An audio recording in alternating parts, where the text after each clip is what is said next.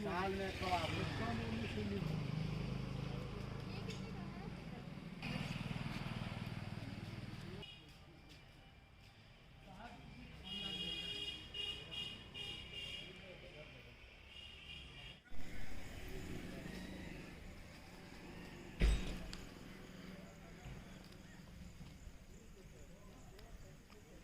विश्वविद्यालय वाला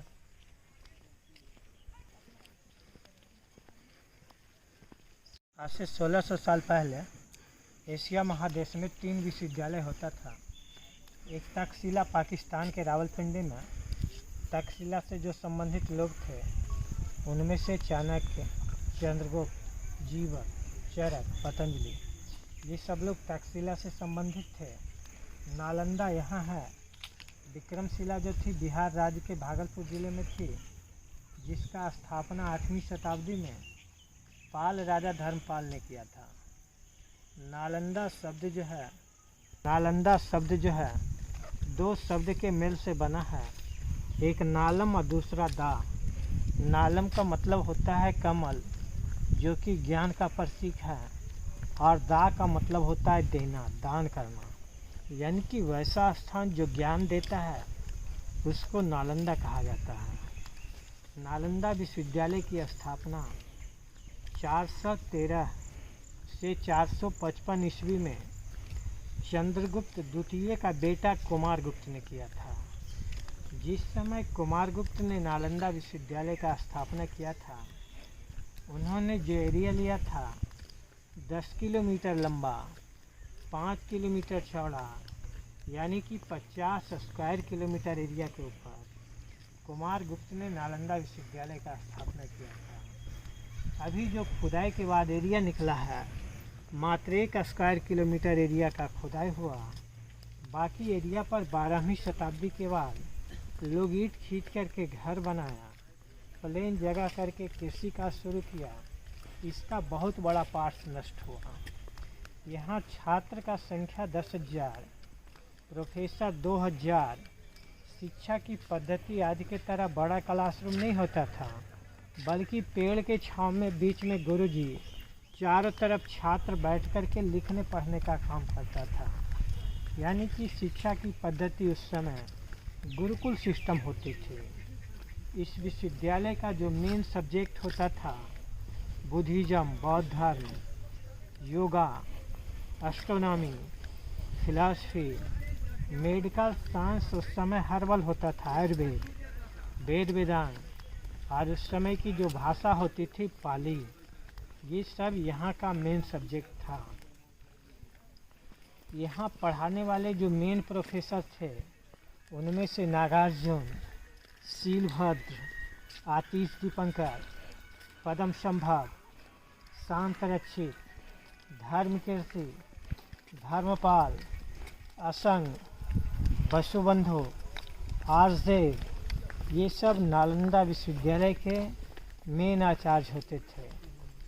विश्वविद्यालय के अंदर 3 लाइब्रेरी होती थी। बड़े लाइब्रेरी का नाम रत्न सागर, दूसरी लाइब्रेरी का नाम रत्नदर्शी, और तीसरे लाइब्रेरी का नाम रत्न रंजक होता था। उस समय जो किताबें बनती थी पेपर के नहीं बनते थे, ताड़पत्र, भोजपत्र पुस्तकों के रूप में इस्तेमाल होता था। यहाँ जो छात्रों का एडमिशन प्रक्रिया था काफ़ी कठिन था। ये गेट के पास में गेट कीपर बैठते थे जो छात्रों का एडमिशन टेस्ट लेते थे। कहा जाता है गेट कीपर के टेस्ट में केवल 10% छात्र ही पास होते थे, जिसका कि अंदर में एडमिशन होता था। 90% छात्र जो गेट कीपर के टेस्ट में फेल हो जाते थे, गेट के बाहर से ही घर लौट जाते थे। ये जो गड्ढा दिखाई दे रहा है सब हॉस्टल का पार्ट सा, एक छात्र का एक कमरा होता था। आने जाने का रास्ता भी गड्ढा से है। ऊपर चढ़ने के लिए जब सीढ़ियाँ बनाई गई, दरवाजे बाद में जाकर के बंद हुए, है ना। ये सब हॉस्टल है। इसकी छत यहाँ होती थी, ऊपर के पार्ट टूटा हुआ है ना। एक छात्र का एक कमरा होता था। हाँ। बाद के राजा लोग जब दूसरे तल पे चढ़ने के लिए सीढ़ी बनाया ना, जहाँ दरवाज़ा खुलता था, जब उस जगह में सीढ़ी बनाया गया तो दरवाज़ा बंद हुआ, है ना। हम लोग पीछे के साइड ऊंचे जगह पर इसलिए गड्ढा दिखाई दे रहा है, गलियारे के हिसाब से बराबर का लेवल है, देख रहे हैं। तो 1200 ईस्वी में बख्तियार खिलजी ने नष्ट किया। नष्ट होने का जो कारण था, गुप्त पीरियड इंडिया का गोल्डन पीरियड था, स्वर्ण युग था। कोई भी विदेशी हमलावर यहाँ लूटपाट का विचार लेकर के आए थे। लूटपाट के दौरान ही बख्तियार खिलजी ने 1200 ईस्वी में नालंदा विश्वविद्यालय को नष्ट किया। नष्ट होने के बाद अपने यहाँ कोई भी ऐसा साहित्य नहीं मिला जो कि नालंदा विश्वविद्यालय के बारे में जानकारी दे सके। वेनसांग जो चीन से यहाँ पढ़ने के लिए आया था, हाँ, उसकी डायरी चीन में मिली। वेनसांग की डायरी का जब अध्ययन किया ब्रिटिश इतिहासकार अलेक्जेंडर कनिंघम, उसको लगा कि ये चाइना का आदमी जो लिख रहा है, इंडिया में कोई जगह भी है उसने अपनी कल्पना पर लिखा है। जब अलेक्जेंडर कनिंघम विश्वविद्यालय को देखने के लिए आया, पूरा विश्वविद्यालय मिट्टी का टीला दिखता था। जैसे हड़प्पा और मोहनजोदड़ो जमीन के खुदाई से निकाला गया है, ठीक वैसे ही नालंदा विश्वविद्यालय भी जमीन के खुदाई से निकाला गया है ना। ये देखिए, ये टीला है। मुस्तफ़ापुर में भी बेगमपुर का जो स्कूल है उसके पीछे भी नालंदा विश्वविद्यालय का पार्ट्स है, वहाँ भी खुदाई हुआ। वो जो टीला दिखाई दे रहा है मिट्टी का, बिल्कुल ऐसे ही कवर है। मुस्तफ़ापुर में भी तो खुदाई हुआ है, नालंदा विश्वविद्यालय का पार्ट्स वहाँ भी मिला है ना। तो पूरा विश्वविद्यालय ऐसे मिट्टी का टीला था। ये जो चबूतरा आप देख रहे हैं ना, ध्यान करने का जगह है। छात्र लोग यहाँ बैठ साधना करता था, योगा करता था, तभी अपना दिन का शुरुआत करता था।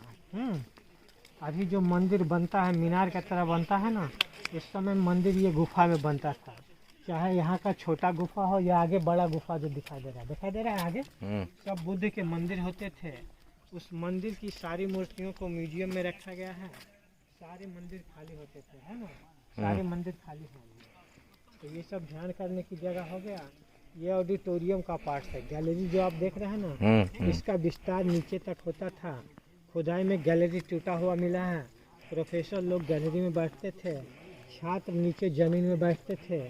सामने कमरा ग्रीन रूम ड्रेसिंग रूम है। उधर सीढ़ी दिखाई दे रहा है, सीढ़ी से उतर करके यह स्टेज जो सीढ़ी नुमा है ना, यह स्क्वायर होता था। सभा मीटिंग हर पर्पस में ऑडिटोरियम का उपयोग होता था। हाँ, खुला रंगमंच है, सभा मीटिंग में सब होता था। ये सब भी ध्यान करने की जगह है। छात्र यहाँ बैठ करके ध्यान साधना करते थे। यहाँ छात्र और प्रोफेसर दोनों सन्यासी होते थे। उनको मॉन्क बोला जाता है। मॉन्क के आवास को मोनास्ट्री, यानी आज का हॉस्टल उस समय मोनास्ट्री के अर्थ में यूज होता था। हर एक हॉस्टल के एंट्रेंस गेट के दोनों साइड सेल्फ होती थी, जहाँ भगवान बुद्ध की मूर्ति होती थी। छात्र यहाँ स्नान ध्यान करके भगवान बुद्ध को जल अर्पण करता था, तभी अपना दिन का शुरुआत करता था। यहाँ लकड़ी का दरवाज़ा था। ये जो ईंट पिघल रहा है, काला हो रहा है, विश्वविद्यालय के अंदर आग लगने का संकेत है। कहा जाता है बख्तियार खिलजी जब यहाँ आग लगाया था, 6 महीने तक आग जलता रहा था। नालंदा विश्वविद्यालय के अंदर नाली व्यवस्था काफ़ी डेवलप होता था। नाली सब उस समय का है, सीमेंट बाद में लगा 1940 में, है ना। 1940 में ये दोनों कमरा जो है यूरिन पर्पस में यूज होता था। ऊपर का भी सीमेंट 1940 में लगा।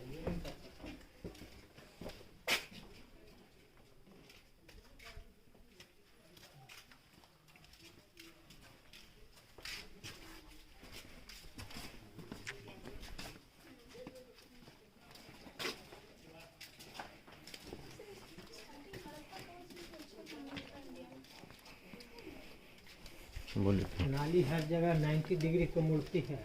सिंधु घाटी सभ्यता में भी नाली 90 डिग्री की मूर्ति है, जिससे ये प्रमाणित होता है कि दोनों का नाली व्यवस्था एक तरह का था। उस समय मसाला, चूना, सिरकी बालू, गन्ना जूस, बेल जूस, उड़द दाल, ऐसे हर्बल पेस्ट में दीवार बनता था।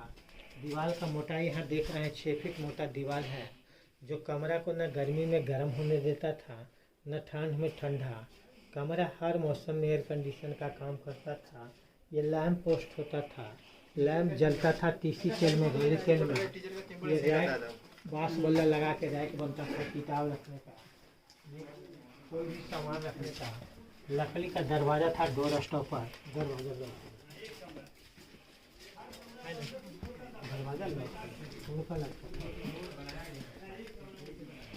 नालंदा विश्वविद्यालय जो था पूरे संसार में बौद्ध धर्म के प्रचार प्रसार का केंद्र रहा। भगवान बुद्ध अपने धर्म को लेकर के चीन, बर्मा, तिब्बत इन सब देशों में गए थे। वहाँ से जो छात्र पढ़ने के लिए आते थे, जब पढ़ाई खत्म करके वापस अपने गांव देश लौटते थे, अपने देशों में सब्जेक्ट के अनुसार काम करते थे। जो मेडिकल साइंस यहाँ से पढ़ के जाता था, अपने देशों में आयुर्वेदिक डॉक्टर का काम करता था। जो एस्ट्रोनॉमी पढ़ के जाता था, एस्ट्रोलॉगर का काम करता था। जो बुद्धिज़्म पढ़ के जाता था, बौद्ध धर्म का प्रचार प्रसार अपने देशों में करता था। पूरे संसार में नालंदा विश्वविद्यालय बौद्ध धर्म के प्रचार प्रसार का केंद्र रहा है ना। अभी जो पिलर बनता है सब सीमेंट का बनता है, उस समय पिलर ये पत्थर का बनता था, जिसके ऊपर छत होती थी। यह स्टेज टीचिंग स्टेज है। यहाँ बीच में गुरुजी चारों तरफ छात्र बैठ कर के लिखने पढ़ने के काम करते थे। गुरुकुल सिस्टम में इस तरह का चबूतरा जो है पेड़ के छांव में बनता था, उसी को यहाँ हॉस्टल से जोड़ दिया गया है। यानी गुरुकुल सिस्टम का ही विकसित रूप था नालंदा विश्वविद्यालय। हर एक हॉस्टल के अंदर एक एक कुआं होता था पानी पीने का जगह। अभी तक जो भी कमरा आप देखे हैं, सारे कमरे की छत टूट चुका है। मात्र यहाँ 2 कमरा है, जिसमें कि आप 1600 साल पुराना छत देख पाएंगे। खुदाई के समय उस दोनों कमरे से जला हुआ चावल मिला है, जो अभी म्यूजियम में रखा गया है। इससे ये प्रमाणित होता है दोनों कमरा का उपयोग अनाज गोदाम के रूप में होता था। ये पत्थर माइका पत्थर है। इस पत्थर पे जब चांद का रोशनी पड़ता था, रिफ्लेक्ट होकर के इस कमरे को रोशनी देता था। इधर आइए, चमक है पत्थर में, नया में और भी ज़्यादा चमक था। ये आड़ा तिरछा रखा जाता था, यहाँ से रिफ्लेक्ट होकर के रोशनी कमरे को देता था। यानी आज से 1600 साल पहले नालंदा के लोगों को प्रकाश प्रवर्तन क्रिया की जानकारी थी, है ना।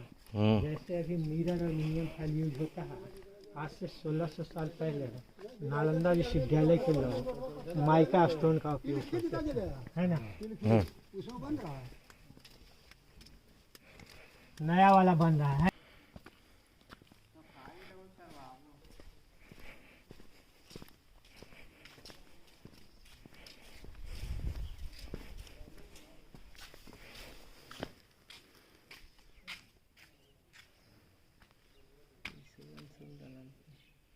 हरी आदमी आता होगा ना।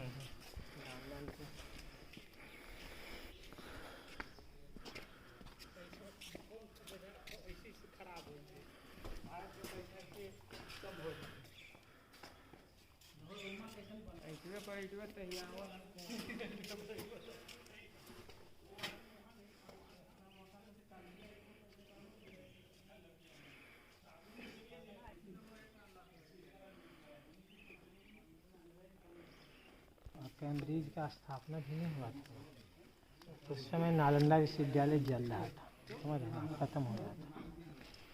तो मुग़ल लोग अगर इसमें सब्जेक्ट भी चेंज करके अगर जिंदा रख लेते हैं, तो आज के डेट में सबसे बड़ा विश्वविद्यालय होता है ना।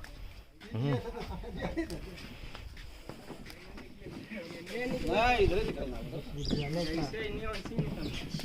ये जो बिल्डिंग देख रहे हैं 1600 साल पुराना है। जाने बोलिए। विश्वविद्यालय का ये जो बिल्डिंग देख रहे हैं, ये 1600 साल पुराना है।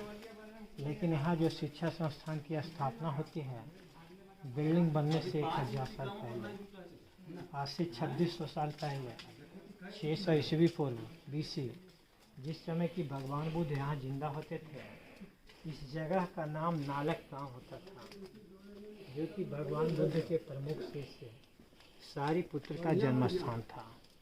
सारिपुत्र के माँ का नाम रूपसारी है, बाप का नाम भगवंत है। सारिपुत्र जब बुद्ध के प्रभाव में आकर के बौद्ध धर्म में एंट्री हुआ, उस समय तक जितना सारा लोग बौद्ध धर्म में एंट्री हुआ था, उसमें सबसे ज़्यादा तेज तराशीस भगवान बुद्ध को सारिपुत्र समझ में आता है। जैसे क्लास में क्लास टीचर तेज तराश छात्र को मॉनिटर बनाता है ना, बिल्कुल उसी तरह से भगवान बुद्ध ने भी सारिपुत्र को मॉनिटर बनाया। मॉनिटर बनने के बाद सारिपुत्र ने क्या काम किया, बौद्ध धर्म के प्रचार प्रसार के लिए अपने घर से उन्होंने ट्यूशन सेंटर खोला, गुरुकुल सिस्टम खोला। उस समय छात्र लोग मिट्टी के झोपड़ी में रहते थे, पेड़ की छांव में शिक्षा लेते थे, अगल बगल के गांव में भिक्षाटन करते थे, वो गुरुकुल सिस्टम 600 BC से लेकर के 413 AD तक इंक्रीज होता रहा। 413 AD में जब मगध का सम्राट कुमारगुप्त बना, उसने देखा कि यहाँ पर अव्यवस्थित तरीका से बहुत सारा लोग टीचिंग वर्क में इन्वॉल्व है। उसने उस गुरुकुल सिस्टम को बदल दिया नालंदा विश्वविद्यालय के रूप में। कि उन लोग का जो मिट्टी का झोपड़ी था उसको हटा करके कुमारगुप्त ये पक्का बिल्डिंग बनाया। यहाँ 1000 साल जो एक सब्जेक्ट पढ़ाया जा रहा था बुद्धिज्म, उसमें कुमारगुप्त सारा सब्जेक्ट इंक्लूड किया, योगा, एस्ट्रोनॉमी, फिलॉसफी, मेडिकल, वेद, वेदांत। छात्र जो अगल बगल के गांव में भिक्षाटन कर रहा था, उसके लिए कुमारगुप्त 200 गांव का टैक्स एवरी ईयर दान में दे दिया। तो ऐसे करके गुरुकुल सिस्टम को कुमारगुप्त सिस्टम में बदल करके नालंदा विश्वविद्यालय बनाया है ना 413 में। सारीपुत्र जिन्होंने यहाँ गुरुकुल सिस्टम तैयार किया था, जब उसको यहाँ निर्वाण मिलता है यानी यहाँ मरते हैं, उसके डेड बॉडी को छात्र लोग सिर्फ मिट्टी से कवर करता है, जिसको विभिन्न राजा लोग विकसित करते हुए ऊंचा स्तूप बनाते हैं। छात्रों ने तो मिट्टी से कवर किया था, उसका second development Ajatashatru, third Ashoka, fourth Kanishka का बेटा Vashishtha, fifth Kumaragupta, six Harshavardhan, seventh Pala युग में डेवलप होकर के सारीपुत्र का स्तूप उतना ऊंचा बना है ना। महामोगलायन का स्तूप सांची के मित्र में है, वो भी बुद्ध का शिष्य था। सारीपुत्र का स्तूप नालंदा में है, वो भी बुद्ध का शिष्य था। वहाँ सेल्स के अंदर जो कुछ मूर्ति दिखाई दे रहा है सब बुद्ध का मंदिर है, और सारीपुत्र का स्तूप के भी ऊपर एक बुद्ध का मूर्ति होता था, है ना।